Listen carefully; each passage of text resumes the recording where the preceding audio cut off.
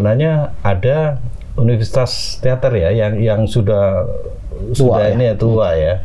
Tapi aku lihat kok kayaknya geliat teater di Bandung kok kurang dibanding sama Jogja, dibanding sama kenapa tuh? Ini juga tempo hari saya sempat juga ngobrol ke mereka. Saya ingin tahu apa sih problemnya dari dunia teater di Kota Bandung nih. Karena memang sejarah teater Kota Bandung tuh tidak bisa diragukan lagi ya. Akhirnya gerakan-gerakan teater Bandung sampai kemudian bicara tentang teater yang revolusioner pun kayak Tony Breuer misalnya tentang teater tubuh sampai dia menganggap tubuhnya itu adalah panggung, musik segala macam itu dari Tony Breuer itu keren kalau menurut saya. Kang Breuer ada ini ya. Iya, Kang Breuer. Nanti selanjutnya Kang Breuer ya, Breuer. Nah, ini saya pikir di Bandung ada yang kayak gitu. Tetapi kenapa persoalannya kehidupan teater di Bandung tidak jalan? Padahal perintis-perintisnya ada di Bandung. Bahkan ini Rendra sendiri ngakui grup teater paling tua di Indonesia di Bandung. STB. Kang Yatna almarhum. Iya. Nah, karena apa? Lagi-lagi ini keluhan dari teman-teman tuh memang respon pemerintah tidak kurang begitu bagus. Saya lihat misalnya kebijakan pemerintah terhadap pembangunan teater, misalnya pengembangan teater di Kota Bandung, fasilitas saja yang kurang gitu.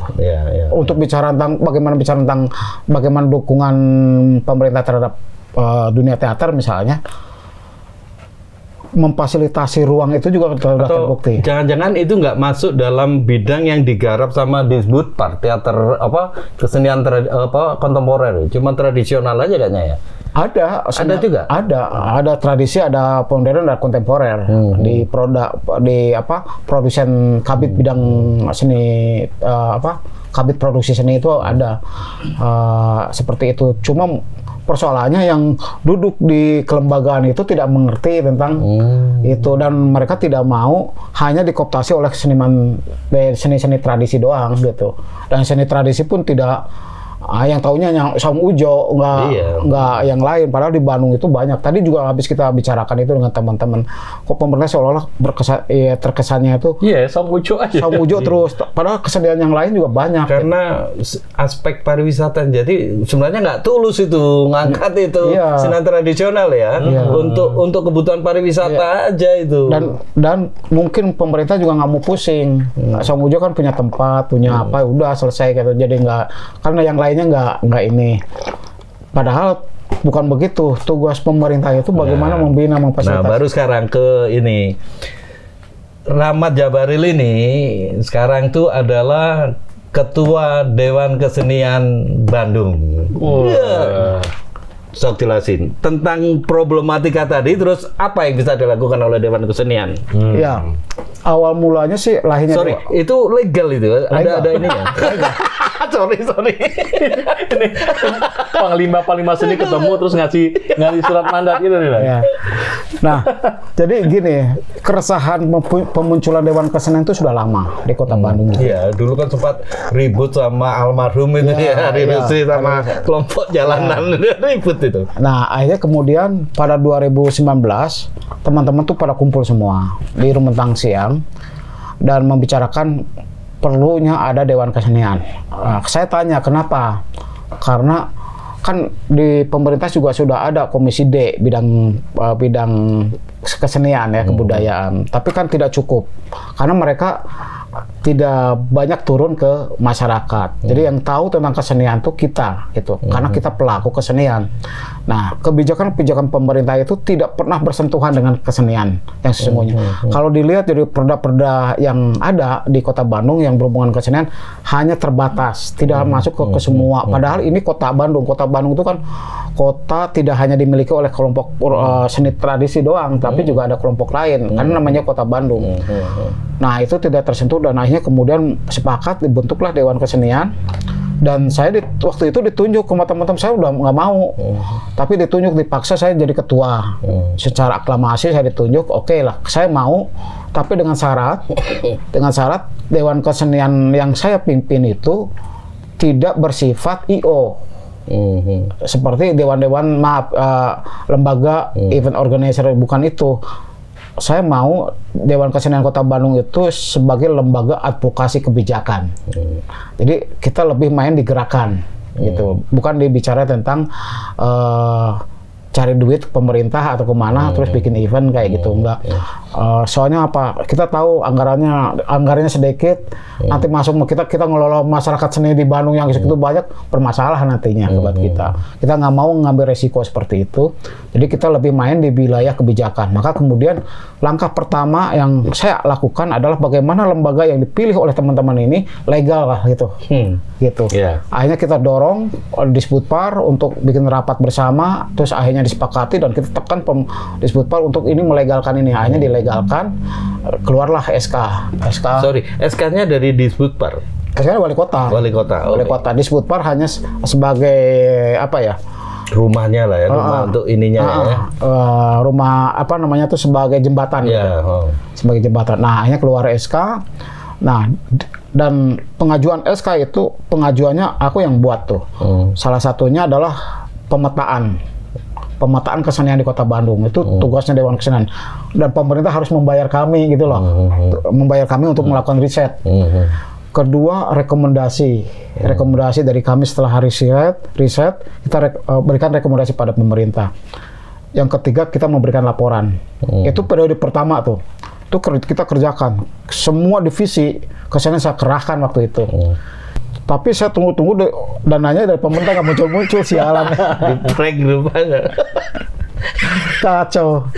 Akhirnya teman-teman tuh, wah ini gimana? Akhirnya apa? Coba aja mereka, karena mereka pelaku seni dan mereka ketua-ketua komunitas seni, jadi mereka tahu gitu. Jaringan-jaringan seni teater ya mereka tahu sendiri ya. Kan ada si Yosef Muldiana di situ. Itu kan bawahan aku jadi komite teater ya. Kamu jadi ketua komite, saya bilang teater. Oke, siap. Minta data. Terus siapa lagi? Kalau ketua komite teater sih Juniarso masuk. Juniarso nggak masuk. Ketua saya, wakil ketua Ipit Dimyati dari ISBI juga, terus sekretaris Reti dari UPI, banyak kan sih dari kampus-kampus itu. Terus kemudian penasihatnya Acil Bimbo, kayak gitu lah, yang sepuh-sepuh gitu. Buki waktu itu jadi penasihat saya coret karena dia masuk partai. Dia nyalon waktu itu kan? Ya nyalon. Terus saya coret, nggak boleh kalau orang ini, harus benar-benar independen. Benar. Ada kesan bahwa berkesenian tuh nggak boleh ada singgungan dengan politik. Kenapa sih? Dengan kekuasaan. Kenapa sih? Seperti juga agama ya. Nariknya tinggi. Iya, jelasin. Ya. Nggak boleh lah. Akar kehidupan harus netral ya. Harus netral. Dia harus benar-benar posisinya harus membersihkan otak pikiran-pikiran itu. Ini kaum Brahman. Posisinya dia harus nilai yang itu ya. Nilai. Jangan masuk ke ruang apa ya? Kan yang menjadi problem kesenian gitu ya, ketika seni itu kan bahasa universal. Nah, ketika itu masuk ke wilayah pragmatisme, itu jadi komoditas. Akhirnya terjadi gontok-gontokan di situ. Sama dengan agama kan. Agama itu kan bahasa universal. Ketika masuk ke komunitas, menjadi komoditas. Problemnya itu kan. Nah, dia penjaga moral. Jadi seniman tuh harus posisinya di ini. Makanya ketika saya jadi ketua Dewan Kesenian, ini kan posisinya saya menjadi pemerintah kan. Saya posisinya harus di atas pikirannya, bukan jadi pelaksana gitu loh. Si Dewan Kesenian harus di atas, jadi kayak dewan pemikir gitu. Tapi dana nggak turun. Paling gede itu DKJ dananya. Iya, itu. Miliaran itu. Itu nggak sepeser pun. Ya, yang seru di Bandung itu yang tradisi mungkin ada, tapi yang kontemporer banyak banget. Ujung Berung misalnya ya, ya kan? Atau grup-grup yang di Dago sini. Dia kan sangat luar kan ininya. Sehingga Bandung itu adalah sumber seniman nasional. Talent-talent nasional di TV itu Bandung kan. Ini gimana kan menilai itu? Ya, kesenian Bandung nih gimana nih sebagai kepala suku? Bandung itu keren ya, kota yang keren. Keren, terbuka sekali. setahun itu hampir 160 lebih kegiatan. Event apa tuh? Event kesenian. Iya. Baik Kecuali teater loh ya. Aku protes kalau teater Bandung jarang banget teater itu paling ininya kecil. Iya. Teater sastra itu paling kecil. Iya. Yang paling banyak itu seni rupa. Seni rupa tuh aja tahun kemarin dari bulan Agustus, September, Oktober sampai Oktober itu sampai 80 event pameran, dan itu dibiayain sendiri oleh senimannya, dan seniman-seniman di Bandung itu tulus gitu ya, dia pameran tidak mikir laku enggak gitu, pun datang bangga gitu bisa dipamerkan karyanya. Beda dengan kalau di Jakarta atau di mana, kalau pameran kalau nggak laku tuh agak stres seniman tuh.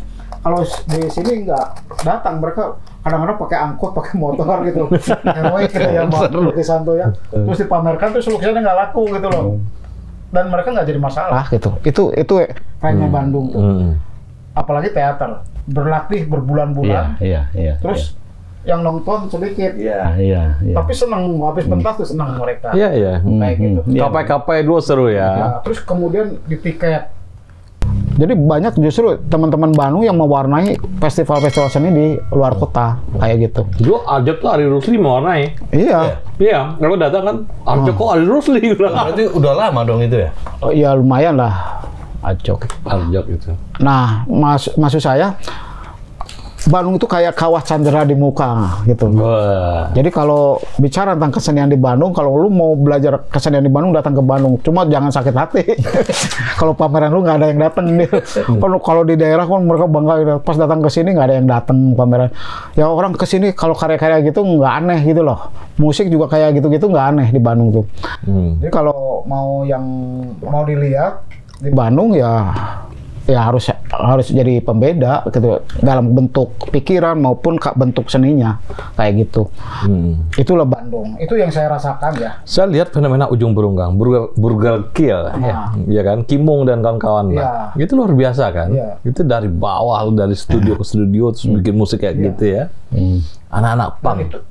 Dan Ujung Berung tuh kelima terbesar kelompok underground yang ada di kawasan Ujung Berung dibanding negara ya Inggris yang lain lagi. Iya. Itu gimana Dewan Kesenian Bandung melihat itu? Ya, makanya kemudian kita meminta pemerintah untuk dibuat peraturan daerah, Perda Pemajuan Kebudayaan. Semua unsur kesenian yang menghidupkan Kota Bandung, karena Kota Bandung itu pendapatan daerahnya salah satunya dari kesenian. Ya, benar. Karena kita tidak punya gunung, tidak punya laut, gitu ya. Jadi kita punya taman. Taman ya. Pocong paling. Jadi andalan pendapatan daerahnya yaitu dari pikiran masyarakatnya. Nah, sekarang saya sempat ngomong ke Sekda waktu itu Pak Hema ya. Kalau begitu caranya bagaimana pemerintah membangun program menghidupkan kesenian di Kota Bandung gitu. Saya meminta setiap RW harus ada sanggar, karena itu lembaga kesanggaran di tiap RW itu adalah sebetulnya penting untuk menumbuhkan kesadaran masyarakat. Karena dengan itu munculkan kesadaran kreatif segala macam dari situ. Nah itu. Dan kedua, saya minta setiap hotel yang ada di Bandung, tempat-tempat hiburan itu harus dikasih akses ke kesenian. Nah termasuk Ujung Berung itu, tolong itu dijaga gitu loh, budaya masyarakat di sana dengan undergroundnya ya, yang 5 terbesar di dunia gitu ya, komunitas kelima terbesar atau satu kawasan gitu. Itu punk ya? Underground, musik underground. Ya. Jadi kayak gitu kan, kayak Jasad segala macamnya kan lahir dari situ. Si Kimung teman-teman tuh, Karinding Teh kan lahir di situ. Nah maksud saya itu yang harus dijaga oleh pemerintah di satu kawasan itu. Misalnya daerah Dago apa nih gitu. Nah itu yang dan itu harus masuk dalam peraturan daerah. Diatur oleh pemerintah, dijaga, dirawat gitu sesuai dengan Undang-Undang Pemajuan Kebudayaan.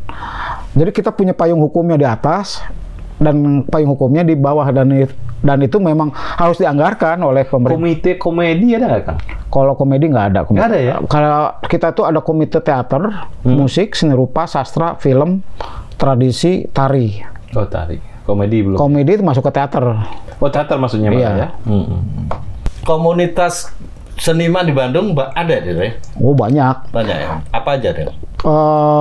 Komunitas kreatif di Bandung tuh hampir 300 lebih. Itu kebanyakan apa ya? Di bidang apa itu? Teater apa? Macam-macam. Teater ada kabaret kayak gitu, street art. Kalau teater kampus-kampus ya. Ini baru dengar street art itu apa? Street art tuh banyakan ke ini graffiti, mural. Oh, mural. Oke. Gitu. Itu banyak di Bandung. Oh iya, Bandung terkenal itu mural. Sinjon. Terus kemudian tapi cikal bakal mural kan aku graffiti dulu tahun 80-an tuh, 85. Graffiti ini gimana? Jadi kalau aku dulu bikin tulisan anti ajas tunggal gitu. Anarko berarti. Anarko.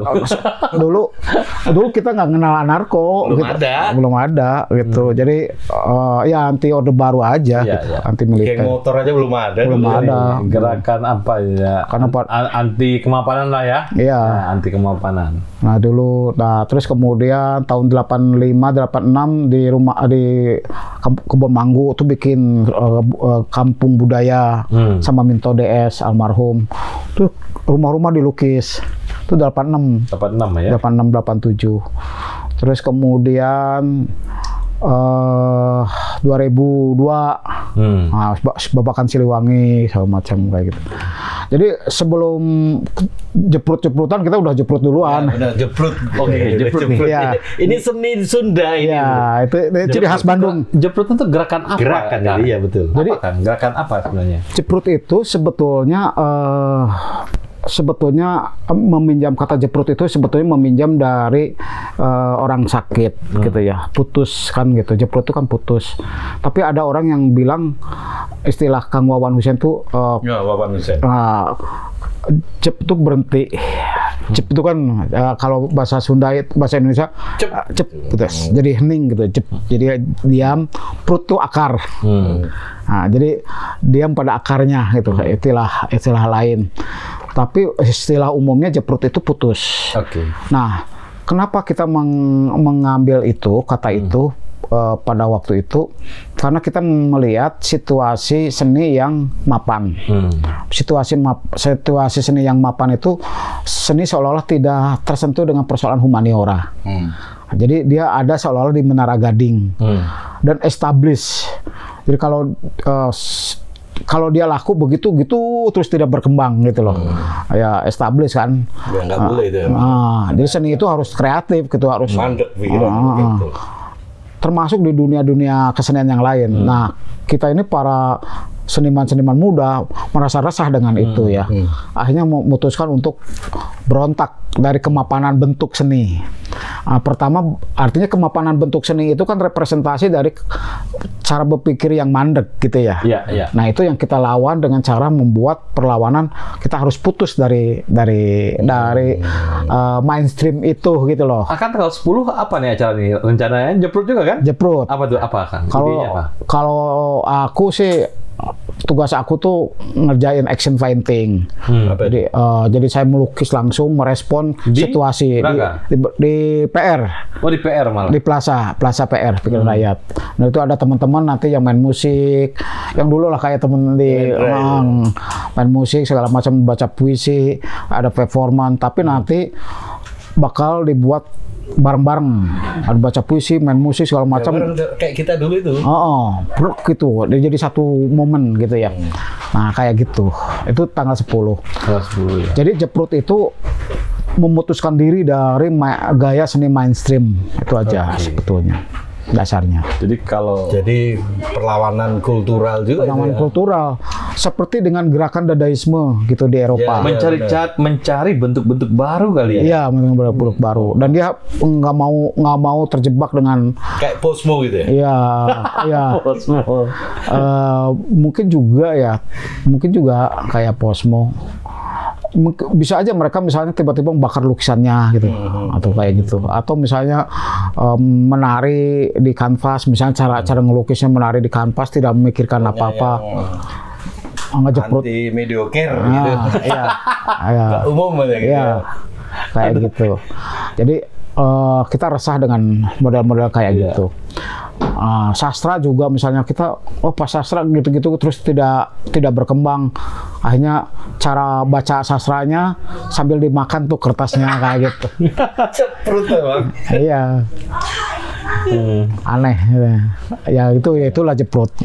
Ada tokoh jeprut di Bandung waktu Budi Raksalam. Budi Raksalam Muhammad Hussein itu? Bukan, ini lebih jeprut lagi. Dan dia kehidupan sehari-harinya dia barter rumahnya dengan makan. Oh ya. Iya, jadi tiap hari kalau butuh makan dia bongkar keramiknya ditukeran dengan ke warung. Jadi dia tidak mau. Terus kalau dia pergi ke mana, itu dia bawa kertas, jadi punya memo. Tulis Rp50 gitu, RP 50 dikasihin ke supir angkot zaman-zaman Rp50 waktu itu. Ditulis itu bayarnya. Jadi dia merasa dirinya itu negara. Itu jeprut. Aduh, menarik ya. Itu di Bandung ada yang kayak gitu. Dulu itu ya, kita masih ada Rendra ya, Mas Willy itu kan artinya ketika kondisi kayak gitu, masih ada seniman itu yang keluar dengan sajak-sajak perlawanannya. Setelah itu nggak ada, Rin. Kenapa itu, Rin? Ya, ada ya Wiji Tukul. Wiji Tukul, tapi kan nasibnya sebentar. Yeah. Setelah itu nggak ada lagi yang seperti W.S. Rendra, karena mungkin suasananya beda.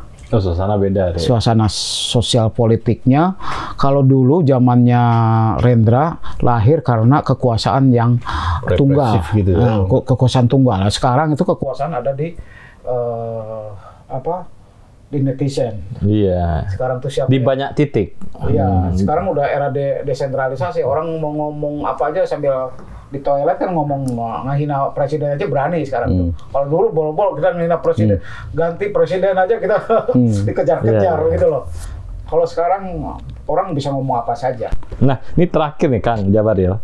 Gimana kita ngukur masyarakat bahwa seni itu menjadi sebuah tarikan nafas dari masyarakat. Mantap. Misalnya Kota Bandung nih misalnya. Mantap. Ya. Apa ininya? Kalau kita ngelihat milestone-nya itu tahun seberapa nih? Atau zamannya si Remi Silado atau zamannya siapa yang paling keren nih di Bandung itu? Banyak peristiwa seni di Bandung itu yang menjadi semacam akhirnya Bandung dikenal sebagai kota persenian. Kayaknya peristiwa kita dulu itu paling dahsyat itu. Iya. Pertama itu tonggaknya apa aja nih? Tonggaknya itu dulu di Bandung juga, zamannya si Hairil Anwar. Hairil Anwar pernah di Bandung. Ini kita nggak tahu nih, ini pernah di Bandung. Pernah di Bandung, terus kemudian dia kunjungan atau tinggal di sini? Tinggal, terus kan Apandi dulu sempat tinggal dengan Apandi juga. Apandi kan Jogja. Enggak, pernah tinggal di sini juga. Apandi juga pernah di Bandung. Pernah di Bandung juga. Di Braga itu Apandi pernah. Terus kemudian surat Gelanggang itu kan. Gelanggang ini siapa? Angkatan 66. Sani itulah siapa tuh? Adalah itunya ya. Itu juga kan ada teman dari TG juga kan sesepuh. Romcom Universalis. 5 orang itu, Khairil, terus salah satunya kemudian jadi gubernur DKI itu siapa itu? Lemampung. Ya. Bukan apa? Nama-nama Manado. Lanjut terus. Nah, terus tokoh-tokoh seni di Bandung zaman Soekarno sudah ada, dan itu telah memberikan gimmick di Asia Afrika itu zaman Hendra Gunawan dan teman-teman itu terkenal. Hendra Gunawan juga di Bandung ya? Orang Bandung. Hendra Gunawan itu Hendra ya. Hendra itu orang Bandung ya. Orang Kopo. Hendra itu Bandung. Hendra itu lekra banget itu. Ya, lekra banget. Terus kemudian banyak ya, seni rupa baru itu lahir di Bandung. Ya, seni rupa baru. Seni rupa baru. Terus yang terakhir berarti keren ya. Iya. Ya. Panjang sejarah itu. Sastra Beling lahir di Bandung. Kalau itu kan 70-an. 70-an. Terus film pertama yang unik itu Lutung Kasarung di Bandung. Itu kan teman-teman Bandung dulu yang bikin. Terus kemudian apalagi? Gerbong Bawah Tanah Bandung. Ceprut itu Bandung. Ya. Tapi Bandung sebagai entitas seni ya, itu mewarnai Indonesia ya. Iya, mewarnai Indonesia. Mewarnai Indonesia. Oke, Kang Rahmat Jabaril, makasih banyak. Kang Safidel Erman luar biasa juga malam ini, banyak hal yang bisa kita dapat.